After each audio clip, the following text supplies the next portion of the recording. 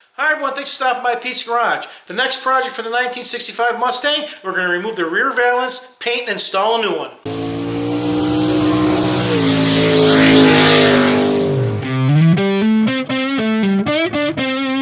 Alright, before we get started, just for the historical record, it is April 19th, 2020, and I think we are on like day 30 or 31 of our quarantine, the global pandemic going on. New York State, we're all locked down, and I think we're going to be down for a couple more weeks, or a month, I think till May 15th.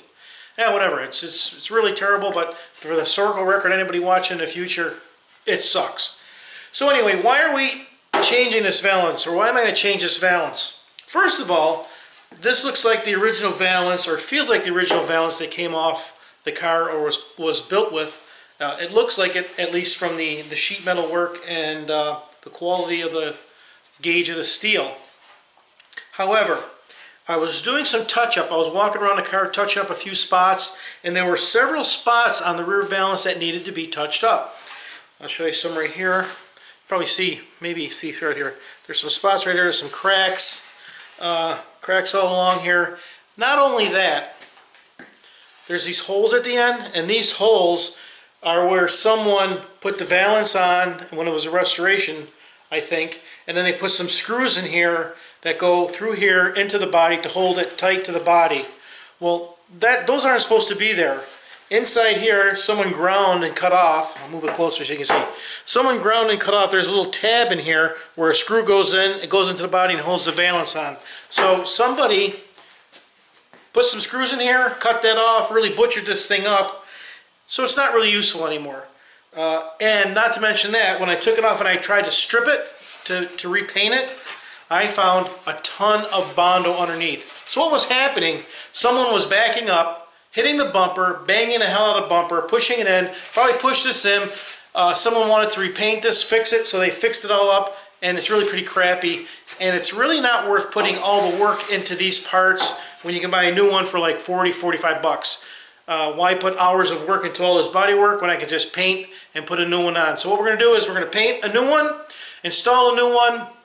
I'm going to fix the bumper guards or the bumper mounts, the brackets, because the bumper's sitting crooked. We'll cut and weld those, and then we'll install the bumper guards. Now before I put the valance on, there's a problem here. And the problem is that someone must have been backing up into a pole or something for quite some time, because the bumper's bent, and as you look down here, you can see how bent in this section is. Bent in right here where the bumper is. So the bumper was pushed in, and it pushed in this metal right here. Luckily this part here wasn't dented. It leaves the trunk lined up pretty good, so I don't have a problem there. The problem is here. Luckily that's behind the bumper. I can straighten the bumper and put the valance on straight. Let's see how that looks. Now here's what it looks like with the valance on, and you can see right here as I go along here, this is pushed in pretty far. The valance is on here straight. I left it straight, and there's a gap between here, which is a good, at least an inch. So this is pushed in pretty far. And in order to fix that, I would need to either pull this out or replace that whole panel. And if I look in the inside this panel here, this whole member here is bent. It's bent in towards the trunk. And I'm not going to straighten it out right now because I'm planning on doing some more sheet metal replacement, so I'm going to leave that the way it is. Which means, temporarily, until I do that, I'll put the valance on, and I'll leave it partially unscrewed. I'll just leave that gap here, so when I put the bumper on, at least the bumper will be straight to the valance. This whole thing here, this area is covered up by the bumper. Never even see that. Alright, so this is what I have. With the valance on nice and straight, you can see that the bumper is kind of bent up in the middle. It's got a gap on that end and a gap on that end, and it's bent up in the center. You can see how it lines up on that panel underneath, which is not good. So I'm going to have to bend the bumper, get that back down, and with the rear valance straight, I have a good fit on this side. This side fits really well against the body the way it's supposed to fit. The other side, not so much. I'm going to have to take it off and do a little bending here. It's close, but on the bottom here it kind of curves in. So I'll reshape that a little bit when I take it off before I paint it, just to make sure it's right. So the other problem is the bumper is a good 3/4 of an inch, if not inch, away from the body itself on both sides. Not only that, it's kind of crooked. It's sitting at an angle. It's like that on both sides, which is a problem. I can't get it any closer. It's not adjustable, which means I'm going to have to take these bumper brackets here and cut them and make them shorter. I'm going to have to weld it shorter. Now there's a couple possibilities here. Someone could have put the wrong ear bumper on, the wrong ear bracket. There could be a lot of wrong things. But I'm not going to try and figure that out. I'm just going to cut it and weld it. Pretty simple thing. Cut it, weld it, close up this gap, make sure it sits nice and straight, and then it'll fit nice and flush against the valance underneath. I'll get that closer. I'll get that to fit better. So what I can do is take off the valance, we'll paint that. While that's drying, we'll straighten the bumper out, weld the brackets, and get the bumper to fit better. This will be my process. I'm going to take my valance, I'm going to rough the whole thing up with some Scotch-Brite just to roughen and break the glaze on the surface. Then I'm going to seal it. I'm going to use Nason 42-23 sealer just to seal it and get it a nice clean surface for the paint. On the side that's facing out towards the outside of the car, I'm going to throw on just a quick coat of white, a light coating of white, so it's easier to cover. Then I'm going to be spraying on a acrylic enamel just like the car was painted, like it was painted 18 years ago. This is a Nason Ful Acryl II. It's an acrylic enamel, 2-part, mixes 4-to-1, I think. I think it's 4-to-1, yeah. And I had this mixed up by my friends at National Coating, formerly Al Will Auto Supply. They'll always be Al Will Auto Supply to me because I've been buying paint there for 30 years, and these guys are awesome. I took the paint apart with me. I gave them what I thought was the code, which is Wimbledon White, and they mixed this up for me, and I've already mixed some and touched up a few spots in the car, and the paint matches perfectly. Bill and his team over there at NCS, National Coatings, they do a fantastic job. If you need anything auto-related and you can't find it, give these guys a call because, man, I tell you, no matter what I go in there, what problems or what I need, they do a fantastic job. So let's get started.